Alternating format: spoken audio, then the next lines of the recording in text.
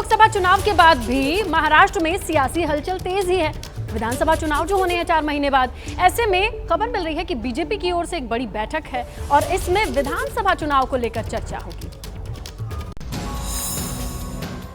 BJP ने महाराष्ट्र में सितंबर-अक्टूबर में होने वाले विधानसभा चुनाव की तैयारी शुरू कर दी है। चुनावी तैयारियों पर चर्चा के लिए मुंबई में बैठक हो रही है। बैठक में महाराष्ट्र बीजेपी अध्यक्ष Chandrashekhar Bawankule, deputy CM Devendra Fadnavis, BJP के मुखिया आशीष शेलार, बीजेपी के पदाधिकारी और दूसरे दिग्गज नेता शामिल हो रहे हैं। इस बैठक में बीजेपी नेता लोकसभा चुनाव के नतीजे और विधानसभा चुनाव की तैयारी पर चर्चा करेंगे। लोकसभा चुनाव में महाराष्ट्र में एनडीए को 17, इंडिया को 30 और निर्दलीय को 1 सीट मिली है।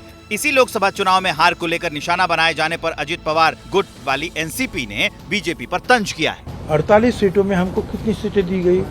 4, और 4 में जो है 2 सीट जो है वो तो जो शिरूर जो है वो शिंदे साहब का आदमी उधर के, और वो बाकी दूसरा क्या है वो परमानी, वो भी उन्होंने कहा कि एक धनगर समाज को देना चाहिए जानकर को।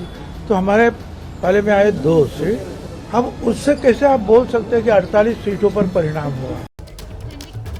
देखिए, इसमें कोई डाउट नहीं है कि महाराष्ट्र में लोकसभा चुनाव में इंडिया गठबंधन ने अच्छा परफॉर्म किया, लेकिन जब बात आ रही है विधानसभा चुनाव की तो सुर बदले बदले लगाए जा रहे हैं। कहां? देखिए ये रिपोर्ट। महाराष्ट्र में लोकसभा चुनाव में शानदार प्रदर्शन के बाद इंडिया गठबंधन में खटपट दिखने लगी है। महाअघाड़ी में शामिल उद्धव गुट वाली शिवसेना सभी 288 सीटों पर चुनाव लड़ने की बात कह रही है। एक बहुत बड़ा पड़ाव हम पार कर चुके हैं, जहां पे हम पे ये आरोप लगाए जा रहे थे कि हम नकली शिवसेना है। उद्धव साहब पे खुद प्रधानमंत्री नरेंद्र मोदी जी ने कहा नकली संतान है। उन सबका मुंह बंद कर उन सबके मुंह पे एक तमाचा मारकर हमने लोकसभा जीती है।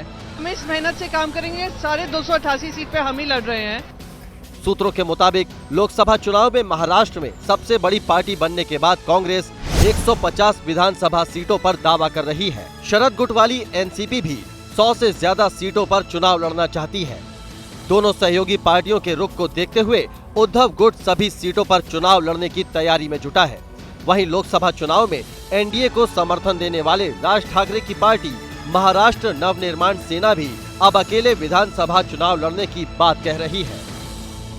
अभी तो फिलहाल तो वो बात है ही ना, इलेक्शन है तो इलेक्शन में तो सामने जाना ही है। तकरीबन 200-250 सीट हम लोग पक्के लड़ेंगे और आगे देखते क्या। जैसे ही घड़ी का काटा दोपहर 2:30 पे आए, बबीता जी का दिल सास बहू साजिश के लिए मचल जाए। और ये है इनकी बहू, पूरे दिन ऑफिस की टेंशन हो जाए गॉन जब ये करें अपना फेवरेट शो फ्री टाइम पे ऑन। इनकी तरह आप भी देखें अपना फेवरेट शो अपने टाइम पर और डाउनलोड कीजिए एबीपी लाइव ऐप अपने स्मार्ट टीवी पर।